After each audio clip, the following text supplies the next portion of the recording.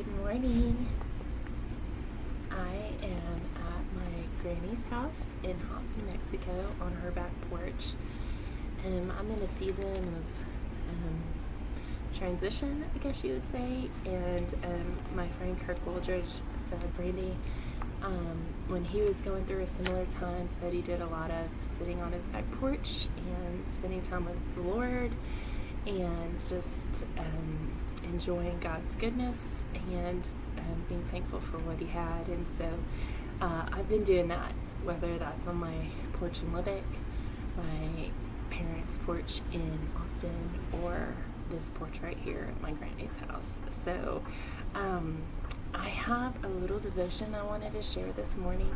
I went to church at my granny's little church, Bethel Baptist Church in Hobbs, New Mexico, and I went to Sunday school, and we did a lesson out of good old Lifeway, which I love. It was good to be in an adult Sunday school and be with this book.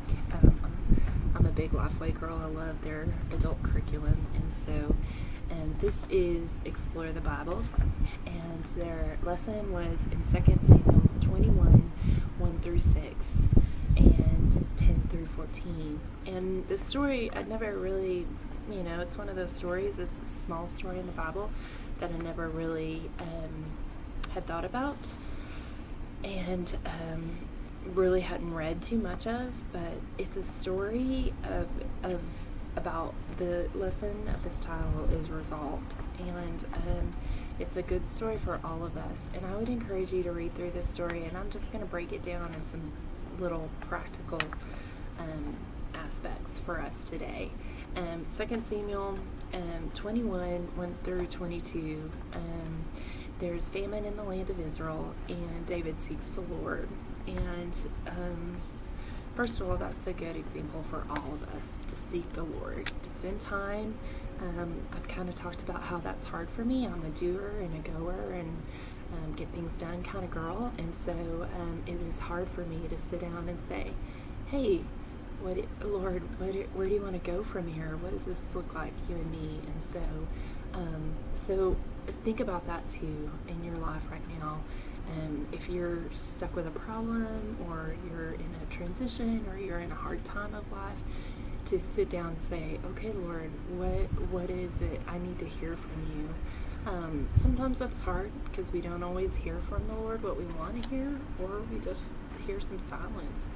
But right here, this book, His Word, is His written answers to us in our life. And so I would just encourage you to dig in your Word and get closer to Him and just read these stories of life. And so in 2 Samuel 21, there's famine in the land, and David seeks the Lord on this. The Lord tells him very clearly that there's a problem. And it's not a problem that David created, but it's a problem that Saul created. And I love Saul because he's the original Breaking Bad, I guess, of someone chosen by the Lord who just has a great career at the beginning, but then it's like a little by little failure. And he just dishonors the Lord in so many ways. But he was who the Lord had chosen. And David honors him in not killing him when he could have, because that's who the Lord has chosen. Which is a reminder to us, because sometimes in life we deal with people, either our bosses or people, or even our family, that do not honor God.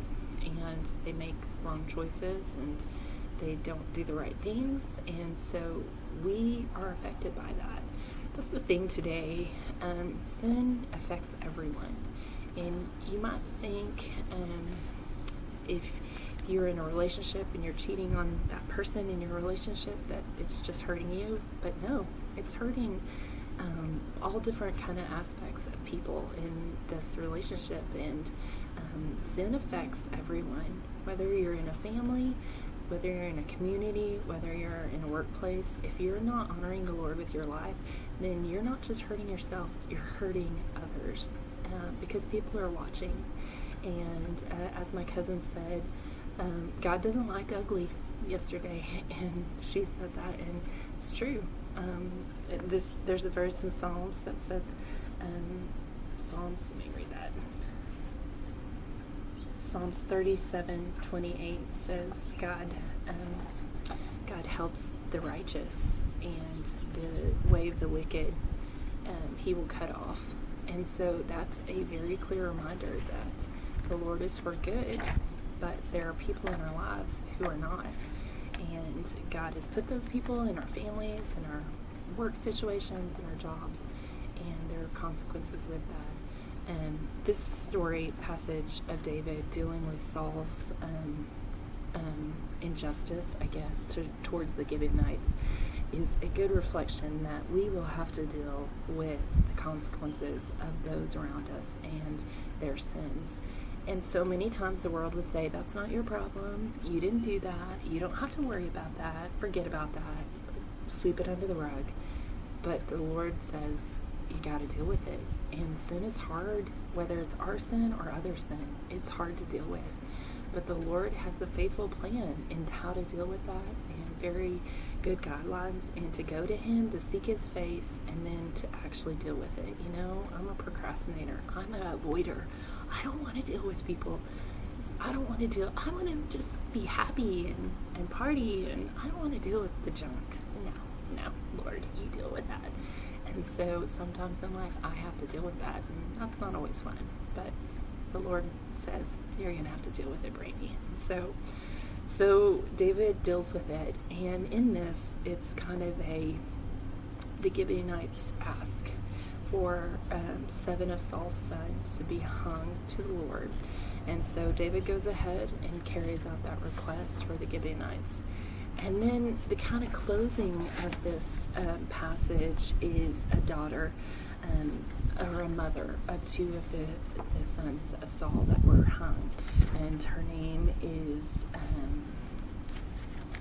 hold on. Her name is Rizpah, Rizapah. Rizpah. And Rizpah comes to the aid of just protecting the hung bodies of her dead sons.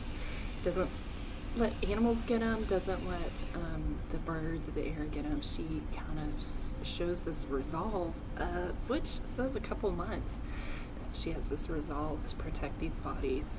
And so in that too, that my takeaway is just the honoring of life. And David notices this as king, and he sets up a memorial with Saul's bones and Jonathan's bones, and then these who have been hung as justice for the Gibeonites. And here it's just sanctity of life. And recently I helped with a funeral, just a hard thing. And for me as a minister, I've helped with a lot of funerals and walked people through that, and it's not fun, and it's a hard job, but it's a calling for me as a minister to walk that family through grieving process, to honor that person's life in death, and through a funeral, through a meal, practical meal, and it's a reminder to us that the grieving process is very real.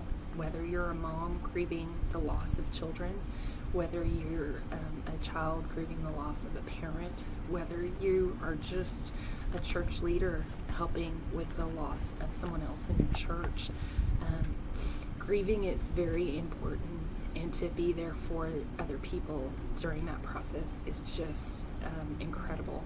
And I'm not saying you have to have a licensed counseling profession to be there for people. You just have to be there for people and meet practical needs and listen, and not try to give answers where you can't give answers, but just try to be there and love on people and encourage them through that. Grief is a hard thing, and it's a long thing. It says that Rizpah was there for months doing this and showed great courage, I guess, and great discipline in being there. And so that's just an encouragement for us to that through the grieving process, we might not know all the answers, but just to be there to help, to be a listening ear, to be encouraging, and then to be praying for those people too, because this famine that the Israelites were experiencing was because of God's displeasure over how Saul had treated the Gibeonites. But that is not always the case. We live in a very fallen world. Sometimes consequences come from the actions of others, but sometimes bad things just happen because we live in a fallen world with fallen people. So it's a good reminder to us on the sanctity of life and how to help people through that.